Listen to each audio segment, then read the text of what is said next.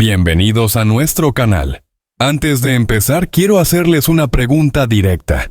¿Qué pasaría si el legado más sagrado de la música mexicana escondiera un sistema secreto de dinero, favores y silencios durante décadas? ¿Y si detrás de la voz que representó al pueblo existiera una estructura financiera que nadie se atrevió a tocar hasta ahora? Hoy no venimos a destruir un mito. Venimos a entenderlo. Si les gusta este tipo de investigaciones narrativas, los invito desde ya a dejar su like, compartir este video, suscribirse al canal y activar la campanita para no perderse nada. También pueden apoyar el contenido con el botón Super Thanks y, sobre todo, participar en los comentarios, porque este caso no es blanco o negro, y su opinión importa. Durante años, el nombre de Vicente Fernández fue sinónimo de orgullo nacional, tradición, familia y música ranchera. En Los Tres Potrillos no solo se criaron caballos, se crió una leyenda. Para millones de mexicanos, ese rancho era casi un santuario, el lugar donde el ídolo descansaba, donde la familia se reunía, donde el pasado y el presente parecían convivir en armonía.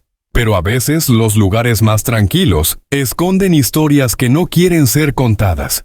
Todo comenzó de una forma que parecía rutinaria. Una revisión administrativa por inconsistencias fiscales detectadas por la UIF. Nadie imaginaba que esa pequeña grieta terminaría abriendo una de las investigaciones más incómodas relacionadas con el apellido Fernández.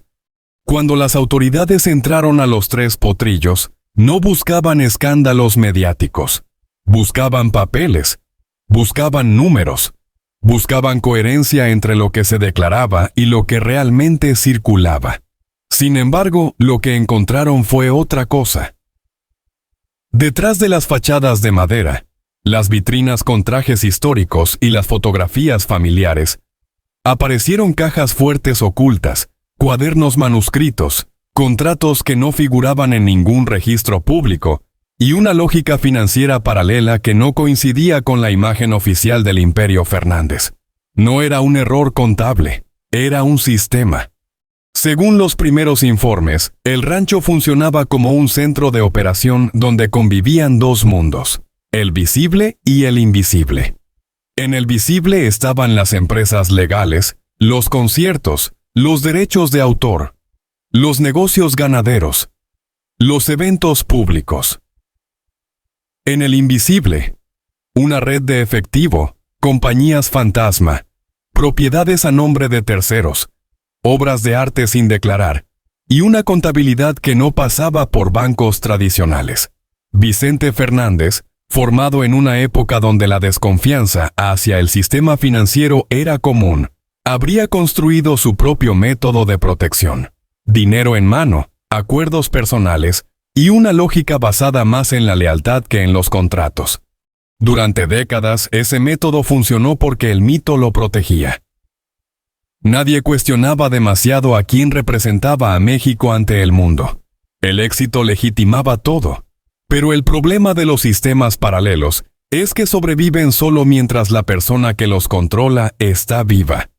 Cuando Vicente murió, no solo dejó canciones y recuerdos dejó una estructura que nadie sabía cómo cerrar sin exponerse. De pronto, sus hijos no heredaron solo un apellido y una fortuna.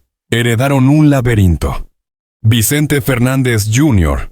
asumió el papel de administrador natural. No era el más famoso, pero sí el más cercano al manejo interno. Él conocía los códigos, los contactos, los movimientos silenciosos. Gerardo, por su parte, se ocupaba del mundo inmobiliario. Terrenos, casas, ranchos, nombres prestados, sociedades que existían solo en papel. Alejandro, la gran estrella, intentaba mantenerse al margen. Su carrera internacional exigía transparencia, contratos limpios, cuentas claras. Pero la sangre pesa más que la estrategia, y tarde o temprano, el apellido lo alcanzó. La investigación se volvió más seria cuando el operativo dejó de ser solo fiscal y pasó a ser criminal. Supervisado por Omar García Harfuch, el cateo no fue simbólico. Fue quirúrgico. Se levantaron documentos que mostraban pagos periódicos a intermediarios, registros de transferencias sin origen claro, listas de bienes que no aparecían en ninguna declaración patrimonial. No era una acusación directa contra Vicente como figura pública, sino contra el modelo que había construido sin pensar que algún día alguien lo revisaría con lupa. Aquí es donde la historia deja de ser un simple escándalo y se convierte en un drama humano, porque no hablamos solo de dinero. Hablamos de herederos atrapados entre proteger el nombre del padre o protegerse a sí mismos. Junior y Gerardo optaron por mantener vivo el sistema, no por ambición pura, sino por miedo.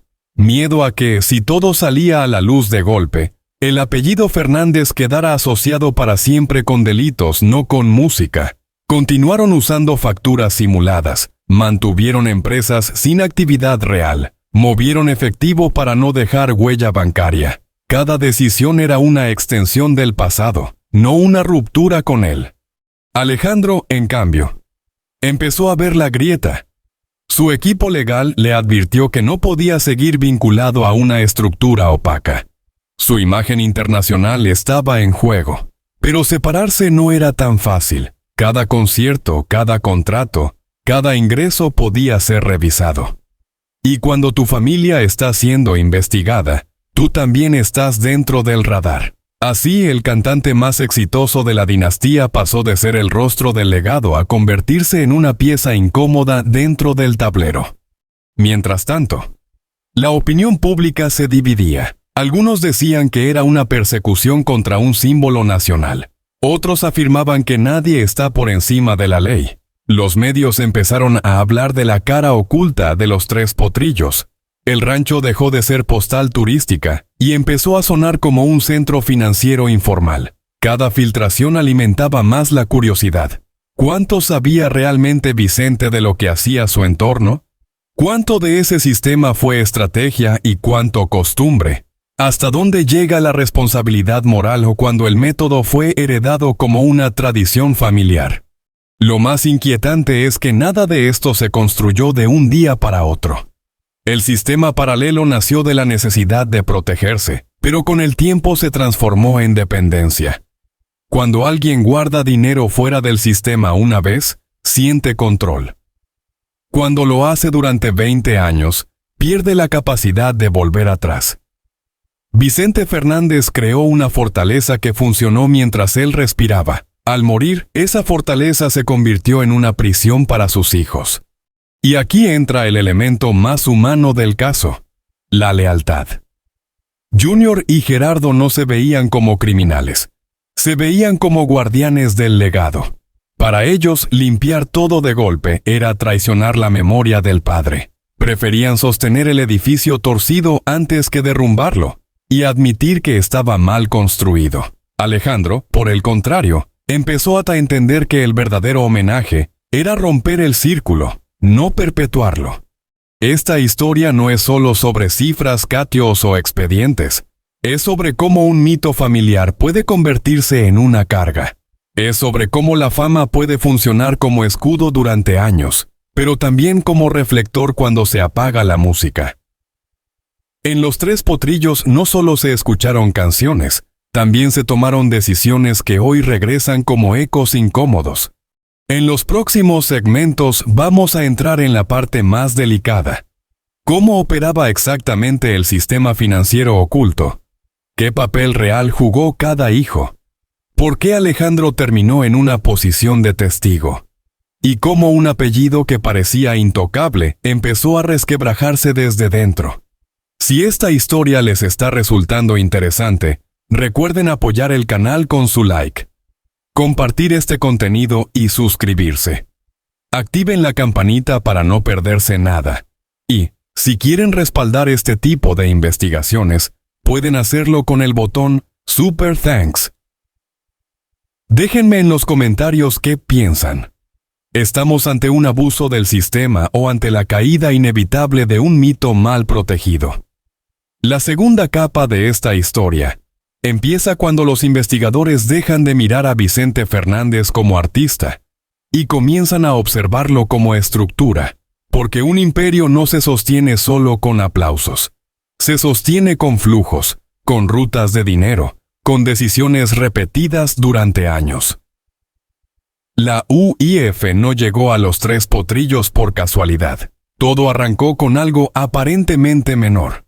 Declaraciones fiscales que no cuadraban con el volumen real de ingresos históricos del apellido Fernández.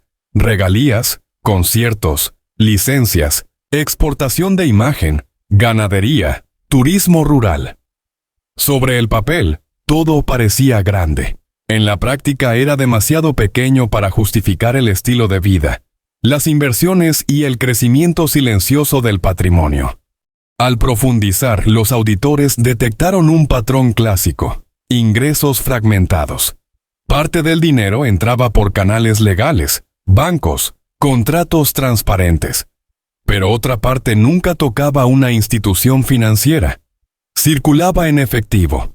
En México, como en muchos países, el efectivo es libertad, y también sombra. Vicente, formado en un entorno donde el Estado no era sinónimo de protección, sino de riesgo, desarrolló una filosofía simple: lo que no pasa por el sistema no puede ser congelado por el sistema. Así nació la doble contabilidad, una visible para el fisco, otra privada para la familia.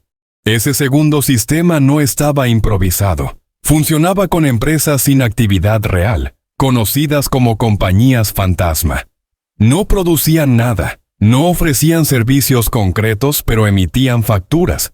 Esas facturas servían para justificar movimientos de dinero que en realidad provenían de conciertos no declarados, pagos en efectivo, regalías desviadas o ventas privadas de bienes. Cada empresa era una máscara.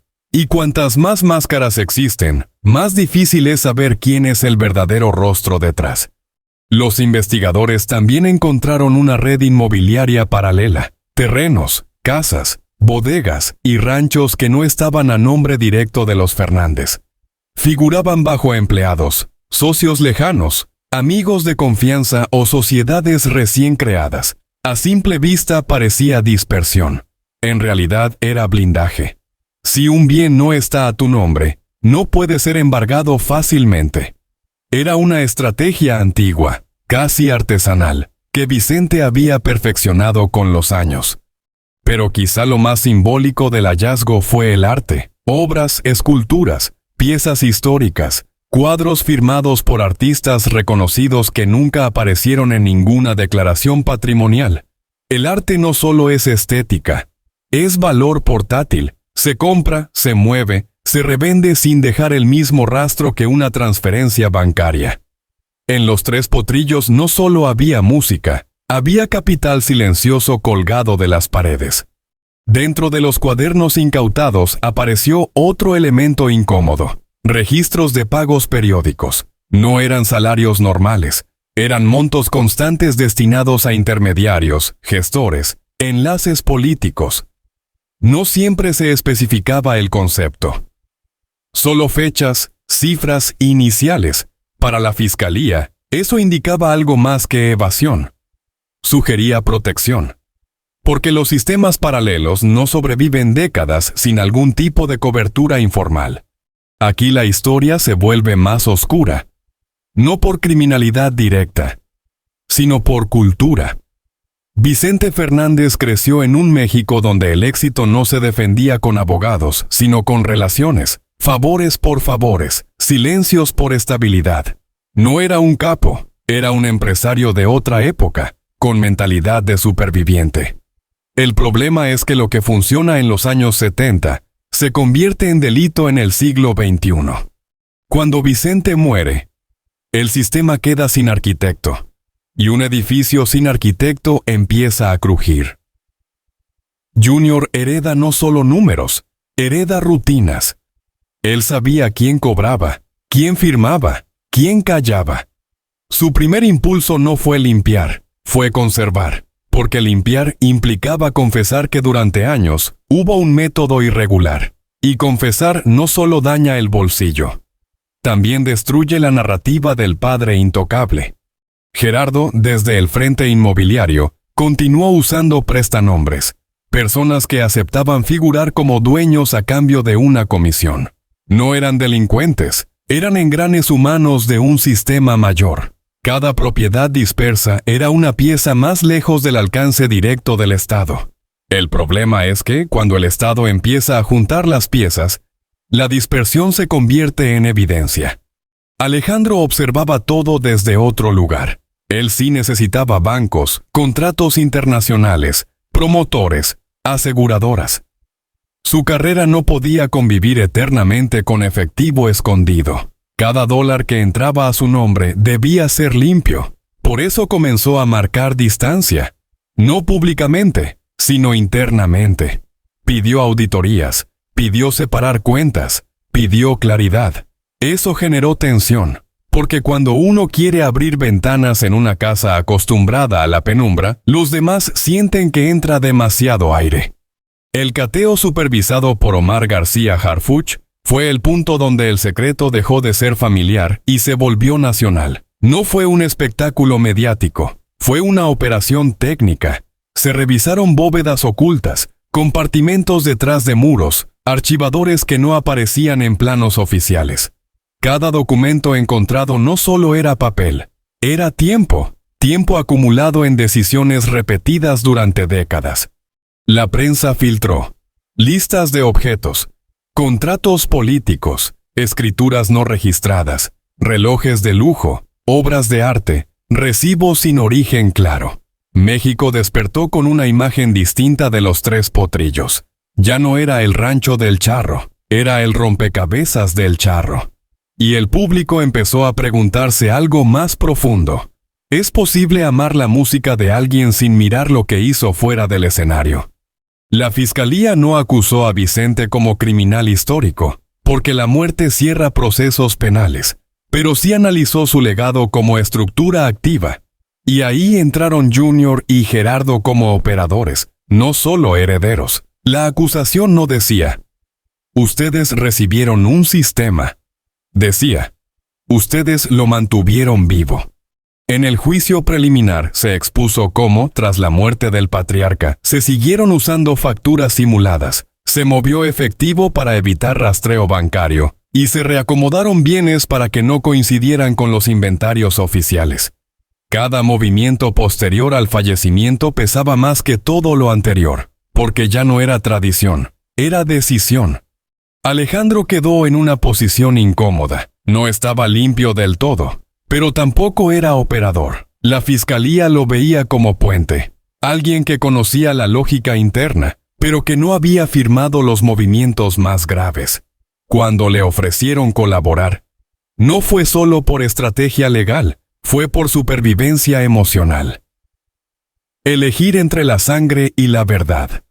Su testimonio cambió la narrativa. Alejandro explicó que, tras la muerte del padre, hubo una reunión familiar donde se discutió qué hacer con el dinero no declarado. Según su versión, él propuso regularizar, transparentar, asumir costos.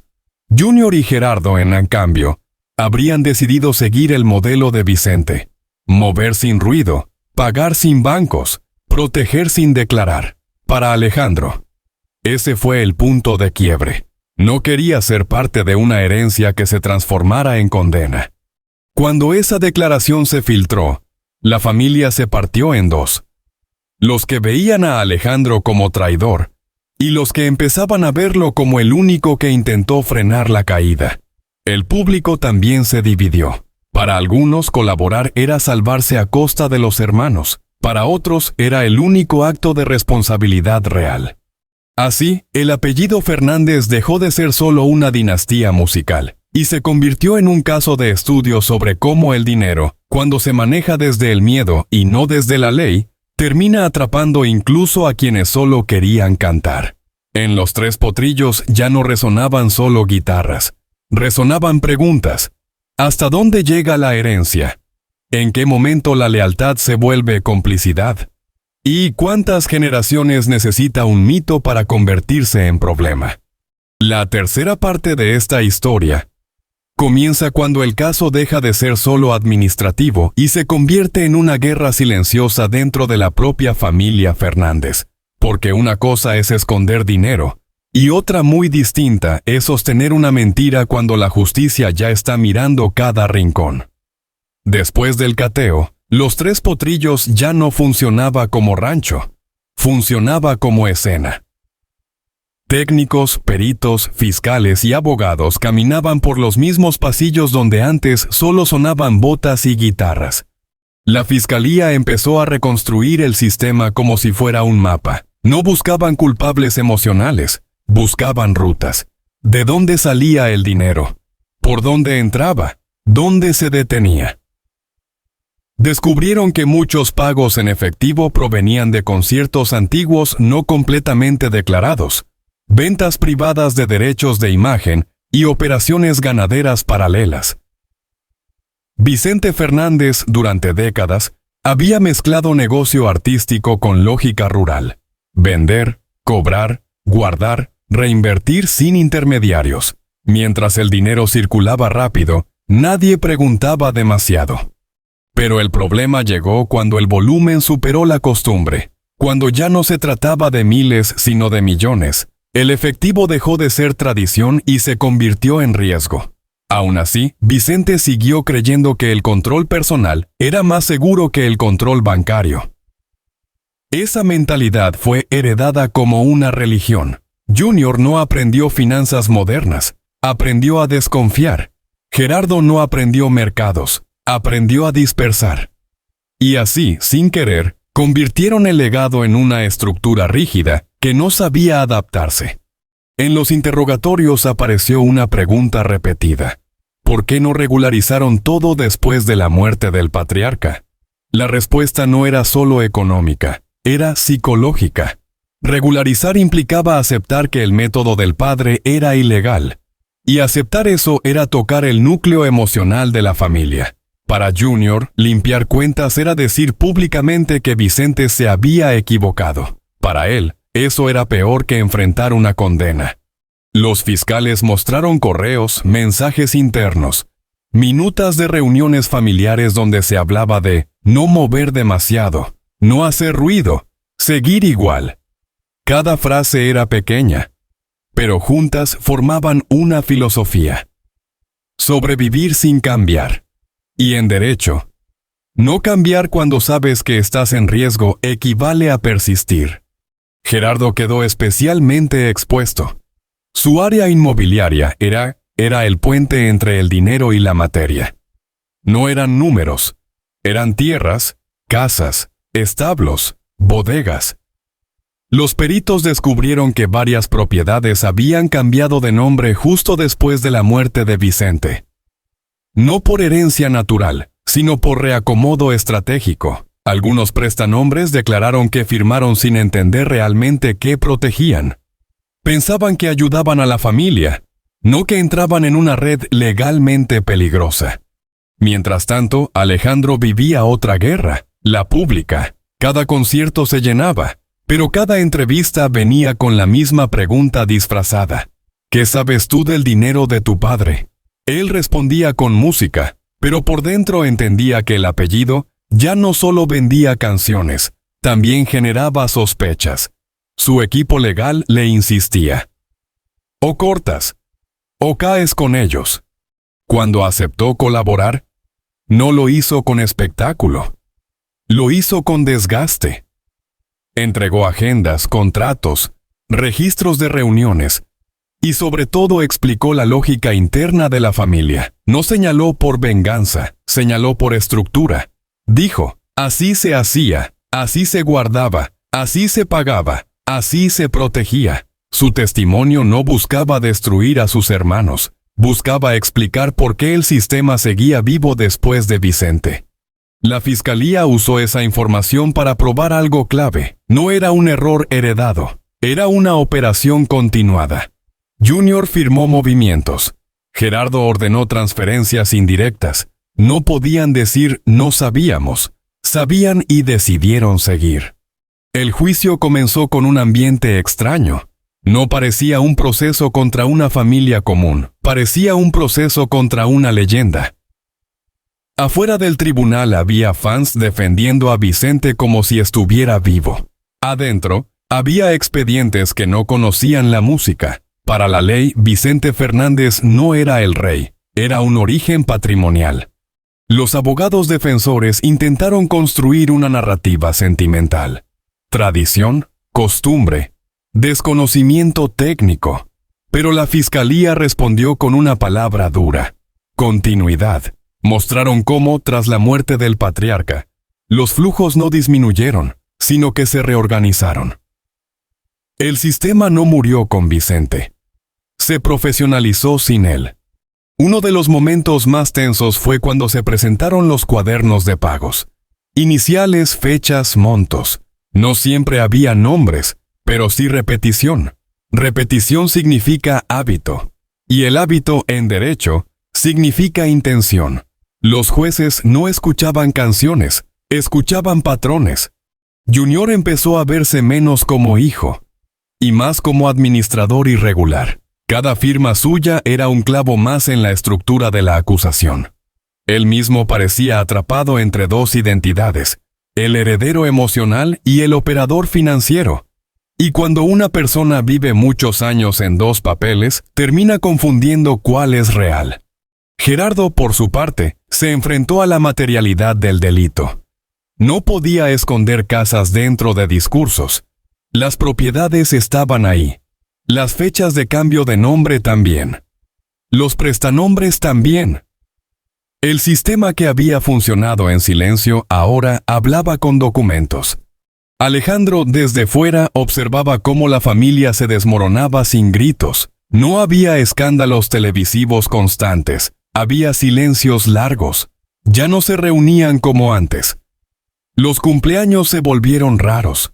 Los teléfonos dejaron de sonar igual. La justicia no solo investiga cuentas, también rompe mesas familiares. En el fondo, este caso empezó a revelar algo más profundo. Vicente Fernández no creó criminales, creó herederos sin manual. Les dejó dinero, pero no les dejó salida. Les enseñó a guardar, pero no a transparentar. Y cuando el mundo cambió, ellos siguieron usando reglas viejas. Los peritos financieros resumieron el sistema con una frase simple: doble vida económica. Una para el público, otra para la familia. Durante años funcionó porque nadie miraba. Cuando alguien miró, ya era demasiado grande para esconder. Así, Los Tres Potrillos pasó de ser símbolo a ser expediente, pasó de postal a prueba. Y los Fernández entendieron que el apellido que antes abría puertas, ahora abría carpetas judiciales. No era una persecución contra la música, era una revisión contra la estructura. La tercera parte de esta historia no habla aún de condenas finales, habla de desgaste. Del momento en que una familia entiende que el problema no es lo que hicieron, sino lo que siguieron haciendo cuando ya sabían que el mundo no era el mismo que el de Vicente. La parte final de esta historia no empieza con una sentencia, sino con una imagen simbólica. Los Tres Potrillos en silencio. Donde antes había música, visitantes, fotógrafos y celebraciones. Ahora hay puertas más cerradas, recorridos limitados y un nombre que ya no solo evoca orgullo, sino también preguntas. El rancho que nació como extensión del sueño de Vicente Fernández terminó convertido en el reflejo de su lado más frágil, el miedo a perder el control. Cuando el tribunal dictó las resoluciones contra Vicente Fernández Jr. y Gerardo, no se habló de venganza. Se habló de responsabilidad. Tráfico de dinero no declarado. Uso de empresas fantasma. Ocultamiento patrimonial. Obstrucción de procesos fiscales. Las palabras eran frías, técnicas, casi ajenas al drama familiar que llevaban detrás. No se juzgaba la voz de Vicente. Se juzgaba la estructura que dejó funcionando después de su muerte. Las cuentas fueron congeladas. Varias propiedades quedaron bajo custodia del Estado. Algunas obras de arte pasaron a inventarios judiciales. El dinero que durante años había circulado sin ruido ahora estaba inmóvil, observado, etiquetado. Para la familia, eso fue más duro que cualquier titular. Perder el control sobre aquello que siempre habían manejado en privado. Junior, acostumbrado a verse como protector del legado, terminó visto como administrador de un sistema que ya no podía justificarse. Gerardo, que creía que dispersar era proteger, descubrió que dispersar también deja huellas. Cada firma pasada regresó como prueba. Cada silencio se transformó en argumento legal. Alejandro, por su parte, conservó la libertad, pero perdió algo más complejo: la unidad familiar. No fue expulsado públicamente, pero tampoco volvió a ocupar el mismo lugar. Colaborar con la justicia tiene un precio que no siempre se paga con dinero, sino con distancia emocional. En los pasillos del espectáculo seguía siendo estrella, pero en la mesa familiar ya no era el mismo hijo. La nueva generación Fernández también sintió el impacto. Alex, Camila y otros herederos artísticos empezaron a cargar con un apellido que ya no solo abría escenarios, también despertaba suspicacias.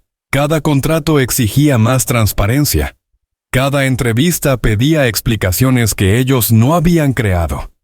El pasado financiero se convirtió en sombra sobre el futuro musical. En México, el debate se volvió cultural. Se puede separar al artista de la persona. Se puede cantar a todo pulmón las canciones de Vicente Fernández, sin pensar en lo que pasaba fuera del escenario. Para algunos, la música sigue siendo intocable. Para otros, el ídolo también debe responder como ciudadano. No hay una sola respuesta, pero sí una certeza: los mitos ya no viven aislados de la ley. Lo que este caso deja no es solo una condena judicial, sino una lección generacional. Vicente Fernández construyó su imperio desde la desconfianza hacia el sistema. Eso le dio control, pero también sembró un problema que explotó cuando él ya no estaba para contenerlo.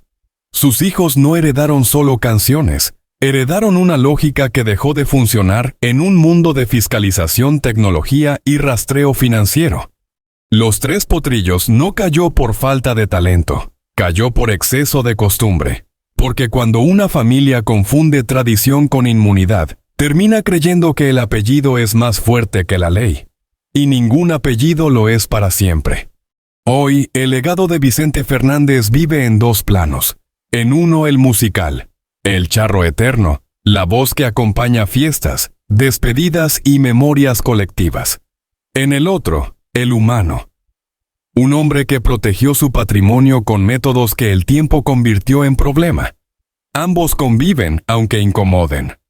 Tal vez la verdadera pregunta no es si Vicente fue culpable o no, sino qué hacemos nosotros con los ídolos cuando descubrimos que también eran vulnerables, temerosos y, a veces, equivocados. La música puede ser inmortal, pero las estructuras económicas no. Si esta investigación te ayudó a ver el caso desde otro ángulo, te invito a apoyar el canal.